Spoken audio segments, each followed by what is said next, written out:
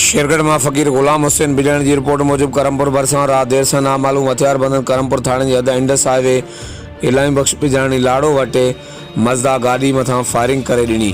Firing के नतीजे में ड्राइवर बशीर बालकानी ज़ख्मी थी पियो, जॾहिं त हथियारबंद क्लीनर ज़फ़र अली गोलो के हथियारनि के ज़ोर ते अगवा करे कच्चे तरफ़ खणी फरार थी विया आहिनि।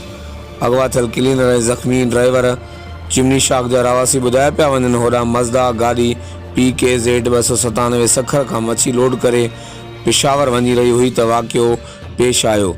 ज़ख्मी ड्राइवर के अस्पताल मुंतकिल किया वियो आहे।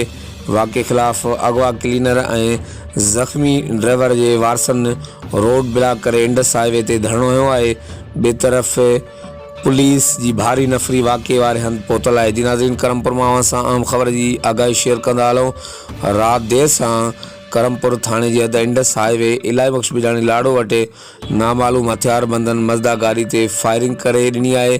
फायरिंग के नतीजे में ड्राइवर ज़ख्मी थी पियो आहे, जॾहिं त हथियारबंद क्लीनर ज़फ़र अली गोलो के हथियारनि के ज़ोर ते अगवा करे कच्चे तरफ़ खणी विया आहिनि। अगवा क्लीनर ऐं ज़ख्मी ड्राइवर के वारसनि इंडस हाईवे ते धरणो हणी रोड ब्लॉक करे छॾियो आहे, जॾहिं त पुलिस की भारी नफ़री वाक़े वारे हंधि पहुतल है। हर वक्त आगाह लाइ ॾिसंदा रहो GTN वेब न्यूज़।